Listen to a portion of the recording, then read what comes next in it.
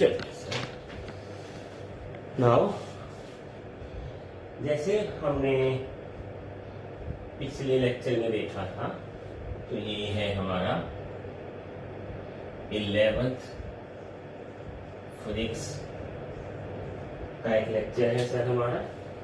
और 11th physics में अब जो पिछला हमने किया है क्वेश्चन लेक्चर, तो वो इंस्टेंटेनियस वेलोसिटी का एक कॉन्सेप्ट किया था।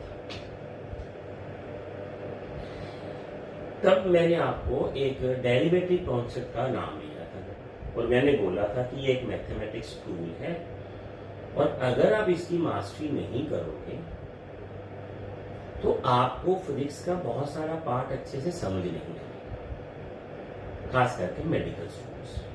नॉन मेडिकल्स के तो सिलेबस में होता ही है मैथ्स में, तो धीरे धीरे उनको तो पता चलेगा। तो आज हम डेरिवेटिव कॉन्सेप्ट करते हैं। वैसे तो हमने कॉन्सेप्ट इंस्टेंटेनियस में काफी हद तक स्टार्ट कर लिया था, पर आज क्वेश्चन होगा concept of meaning of derivative या concept derivative and how to find the derivative of a function. तो हमारा लेक्चर है concept of derivative and how to find। देखिए, हम पहले सिर्फ कॉन्सेप्ट सीखेंगे, मैथ्स की तरह में डिटेल में नहीं जाएंगे। हाउ टू फाइंड, तो उसके कुछ फॉर्मूलेस को हम क्रैमिंग और रेटेरिफिकेशन में जाएंगे, ठीक है ना। बट कॉन्सेप्ट और प्रूफ में हम एक आध प्रूव कर लेंगे इसकी थ्योरी को, फॉर्मूले को, बाकी फिर याद करेंगे। So before we go to concept of derivative, we first define the functions. Function क्या? देखिए, फंक्शन बेसिकली जिसको हम लिखते हैं जैसे y इक्वल टू fx, तो इसका एक मीनिंग है, उसी को हम फंक्शन बोलते हैं। इसका ये मीनिंग है कि जो y की वैल्यू है वो x की वैल्यू पे डिपेंड करती है। जब x की वैल्यू में कुछ बदलाव होता है, कितना बदलाव होता है वो अपनी मर्जी से कर सकते हैं, ये fx। तो उसी हिसाब से जो बदलाव है वो y में। तो फंक्शन का basically is a relation between two quantities, जिसमें एक इंडिपेंडेंट वेरिएबल है, इंडिपेंडेंट वेरिएबल है, ये अपनी मर्जी से जितना चाहे बदल सकता है। fx का तो कुछ नहीं, fx is the function, so y is the function of x। ये क्या बोलेंगे हम, y is the function of x, इसको हम डिपेंडेंट वेरिएबल बोलते हैं, डिपेंडेंट वेरिएबल। तो इसको सारे को क्या बोलते हैं, y is function of x। मतलब जब x की वैल्यू में बदलाव होता है तभी y की वैल्यू में बदलाव होगा। x के बदलाव पे डिपेंड करता है y का बदलाव। अब वो फंक्शन कौन सा है, कुछ भी हो सकता है। जैसे मान लीजिए मेरे पास जो फंक्शन है वो x के है, तो fx होगा मेरा x के। मान लीजिए वो मेरा फंक्शन होता है x स्क्वायर प्लस 2x, तो फिर फंक्शन हो तो वो वेरिएबल की जो डिपेंडेंस थी, फिर फंक्शन होना था x स्क्वायर प्लस 2x, ठीक है। तो ये है हमारे पास फंक्शन। जैसे अभी मैं बताता हूं, ये फंक्शन हो गया। जैसे v is equal to u plus a, ये y है, वेलोसिटी की वैल्यू u और a हम कांस्टेंट ले लेते हैं। ये इनिशियल वेलोसिटी कांस्टेंट है, a यूनिफॉर्म एक्सेलरेशन होती है, आपने 9th क्लास में पढ़ा। तो t टाइम वेरी करता है। अब ये एक फंक्शन है। Function is always a quantity जिसमें एक वेरिएबल होता है। दो नहीं होने चाहिए, होते दो भी हो सकते हैं, वो नहीं, पर हमें एक ही चाहिए होता है डेरिवेटिव के खास करके। तो हम ये देखते हैं कि टाइम वेरिएबल है सर।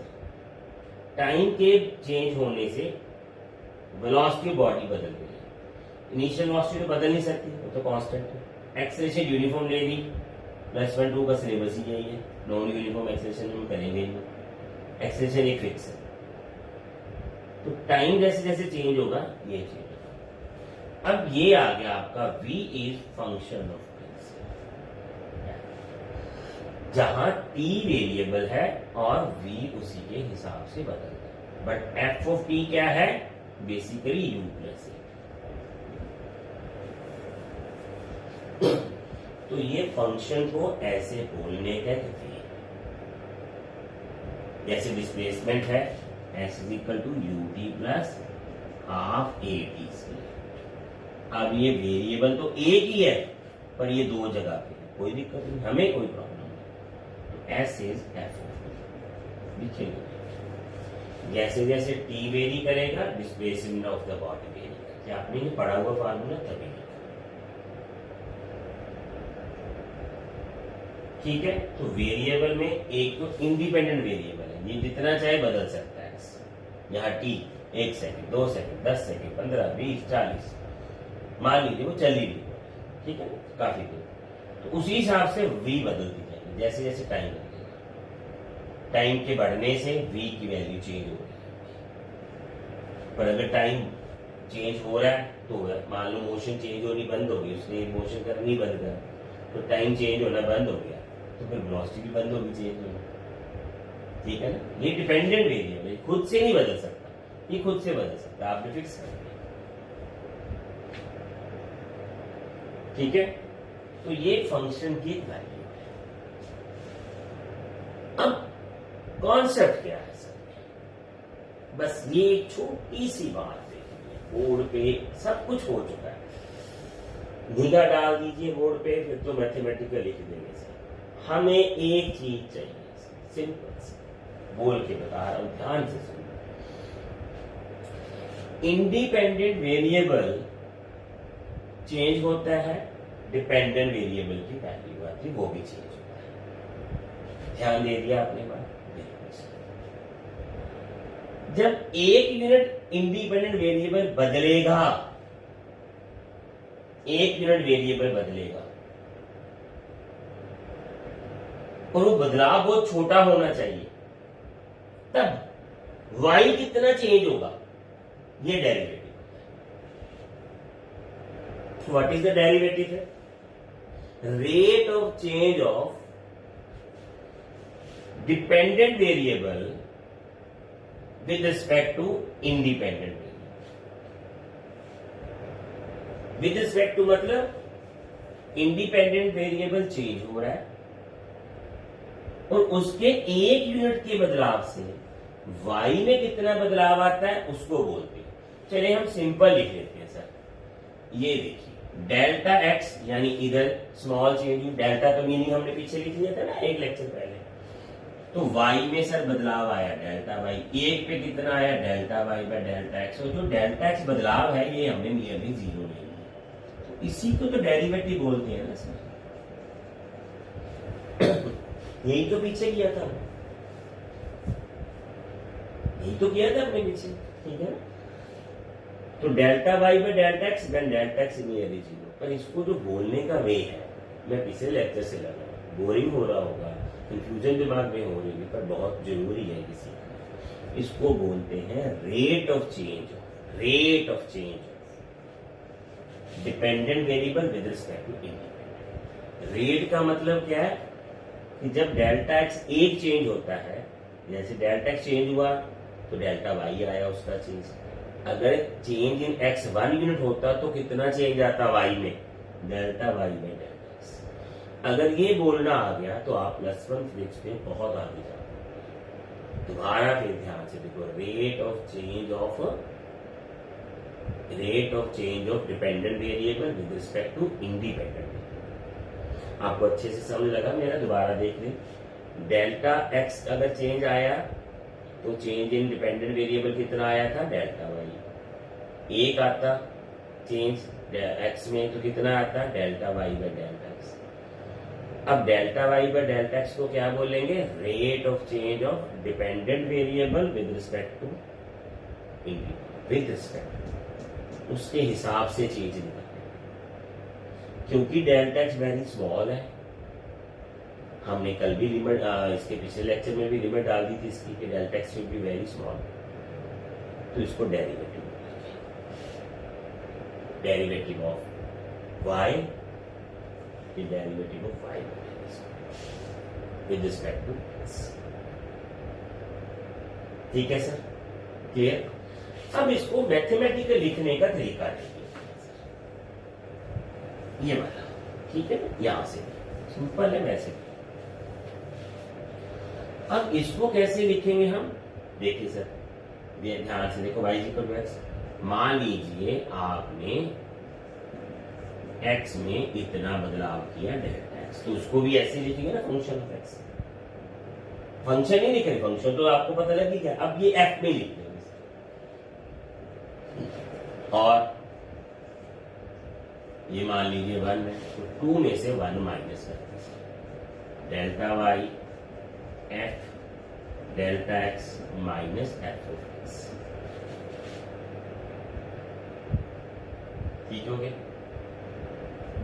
अब दोनों को डेल्टा एक्स से डिवाइड कर दोनों तरफ जो चेंज है, और लिमिट दे दी डेल्टा एक्स को 0 हो चुका, चेंज हो चुका।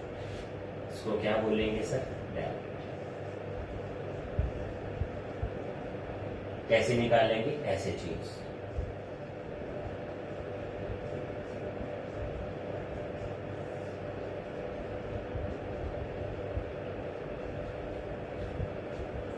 अब ये डेरिवेटिव निकालने का हमें तरीका पता लग गया, ऐसे निकाला जाता है सारे डेरिवेटिव। एक क्वेश्चन ले लेते हैं सर,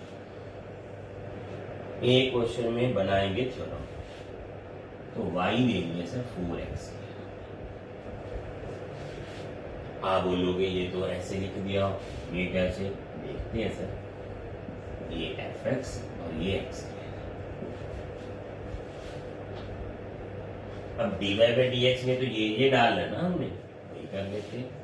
तो fx आ गया 4x के, और x प्लस डेल्टा x कर दिया इसका, 4x प्लस डेल्टा x। 4 में थोड़ा बदलाव होना, 4 is a constant quantity sir, 4 is a constant quantity and delta x is very small, तो वैल्यू डालो इधर, वेट क्या कर देगा, डेरिवेटिव आ रहा है ना।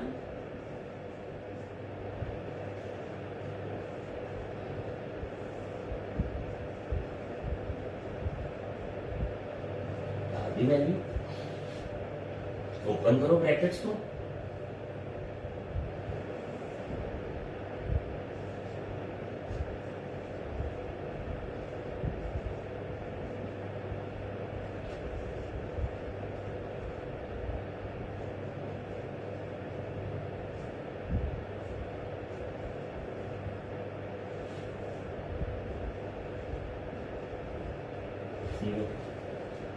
ब्रैकेट खोल दी हम लोगों, ठीक है ना। अब ब्रैकेट खोल दी है तो फिर पूरी खोल देते हैं ब्रैकेट को सर, ठीक है ना, ये तो हटा ही देते हैं, लेकिन पता चले तो डी कर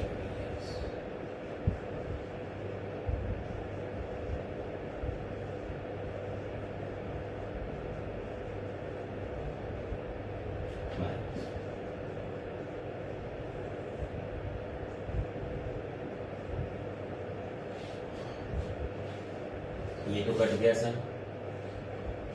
अब जो डिवाइड हो सकता है उसको कर लेते हैं सर, 8x आ गया प्लस 4 डेल्टा x आ गया।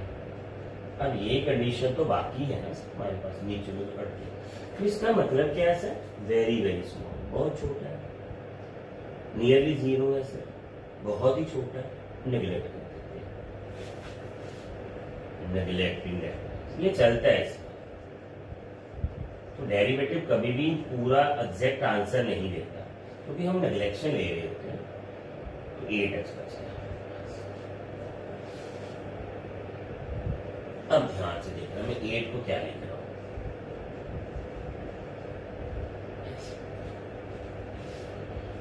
ध्यान से देखिए सर, 8 को क्या लिख रहा हूं, 4 इंटू 2 इंटू एक्स की पावर 1। क्यों लिख रहा हूं, क्यों लिख रहा हूं, if y is equal to a की power n, then dy by dx, a is constant,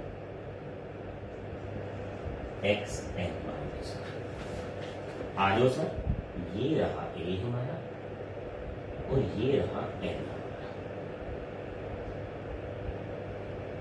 ठीक है ना, ये रहा n यहाँ, और ये रहा n माइनस 1।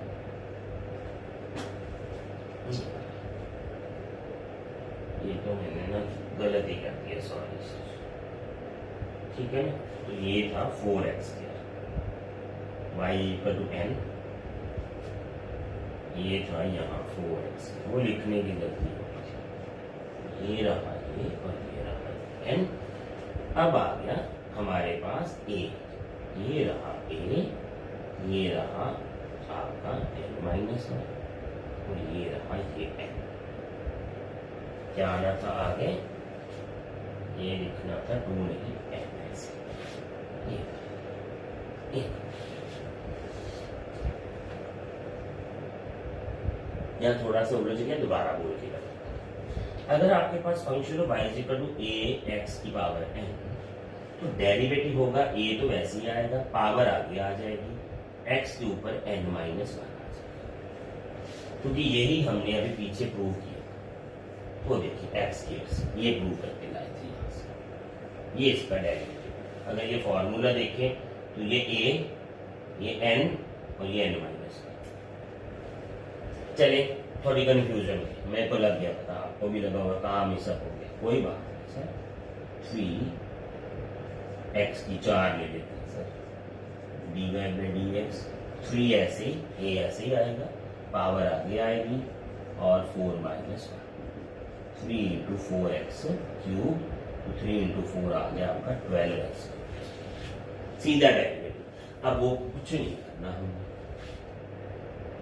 फॉर्मूला पता लग गया आपको, ठीक है। एक बार इसको हटा के अच्छे से दोबारा से फॉर्मूला लिखते हैं कॉन्सेप्ट ऑफ डेरिवेटिव का। प्रूफ तो हो ही चुका है, तो वो प्रूफ होने के बाद हमसे जो रिजल्ट बने हैं उसको थोड़ा कंपेयर कर लेते हैं। मेरे थोड़ी सी सेटिस्फेक्शन जी नहीं हुई अभी आपको जो मैंने लिख के बताया।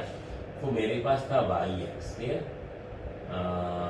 था मेरे पास 4, और dy बाई जो dx आया था सर वो 8x आया था। मैंने इसको 4 इंटू 2 इंटू x इंटू 1 लिख लिया था, और यहीं से मैंने फॉर्मूला तैयार किया। इसको मैंने लिया y ax की पावर n। तो मैंने यहां ये फॉर्मूले को देखा तो ये बनता है मेरा dy बाई dx फॉर्मूले को, ये तो a ही है, तो ये n है, ये वाला पावर ही आई है ना, तो पावर को ही तो मैंने n लिया है और इसको a लिया है, तो ये आ गई पावर, और ये n माइनस 1 कम हो गया है, 1 कम हुई है, 2 थी पावर तो 1 आई है सर, ये ठीक है, 2 थी पावर तो 1 आई है, तो x n माइनस 1। फॉर्मूला क्या बन गया, a n x की n माइनस 1। अगर ये क्वेश्चन ऐसे होता, x थियरी होता, तो dy बाई dx यहाँ a1 ऐसा, ये 2 आगे पावर n माइनस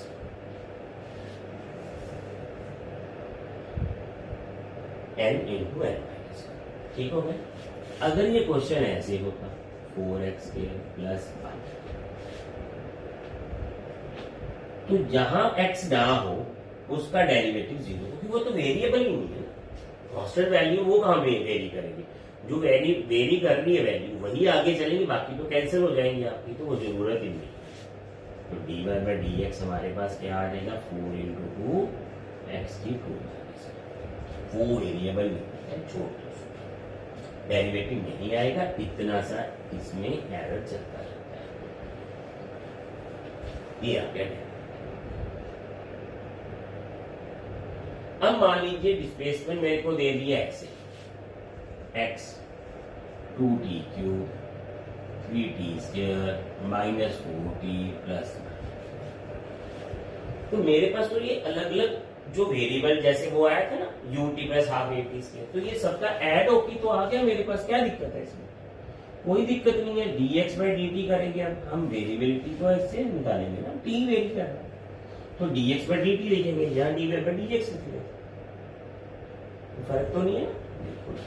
तो पहले ये करेंगे 2 इंटू पावर आगे t 3t, माइनस तो एक ही करना है, n minus plus 3 into 2 minus, ये माइनस ऐसे ही, और इसकी पावर 1 है तो 1 माइनस 1, तो इसका तो 0 लिख दो, छोड़ो इसका तो डेरिवेटिव जो वेरी नहीं कर रहा तो डेरिवेटिव कहां से आएगा, वेरिएशन ही नहीं है, तो dx by dt।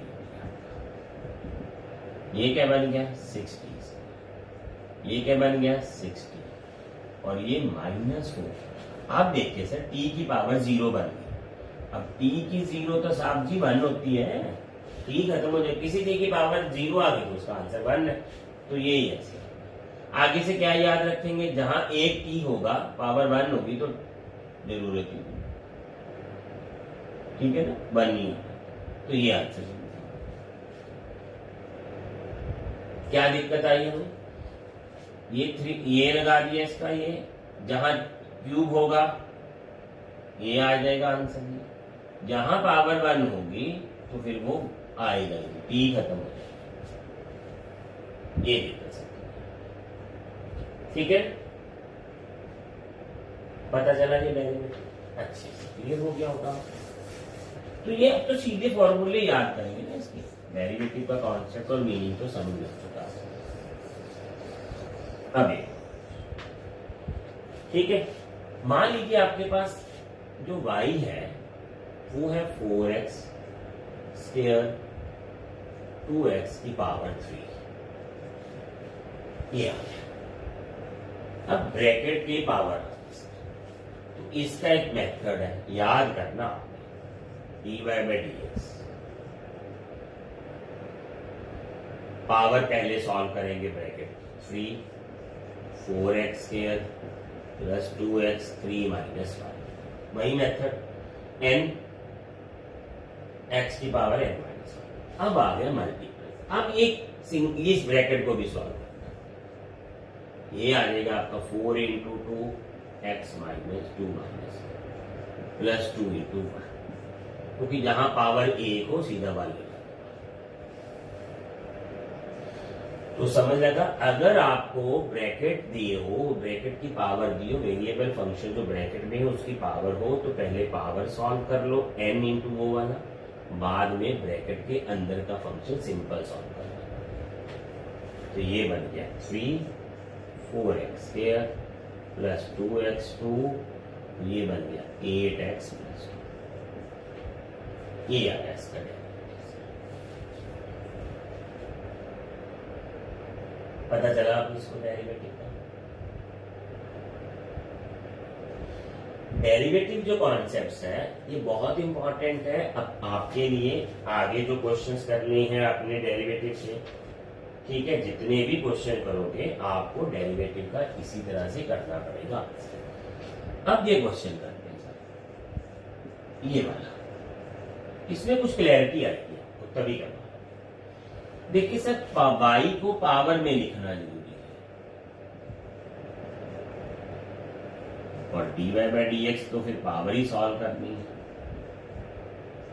1 by 2 minus minus 1 by 2 आगे पावर आगे आती है ना, n आगे आता है,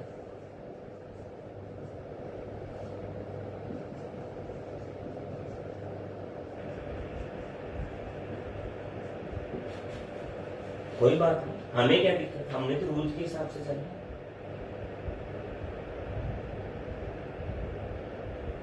ठीक है, ये रूल्स के हिसाब से ऐसे चलना। अभी और देखेंगे इसकी, अभी यहां तक देखो, फिर आगे देखते हैं इसका।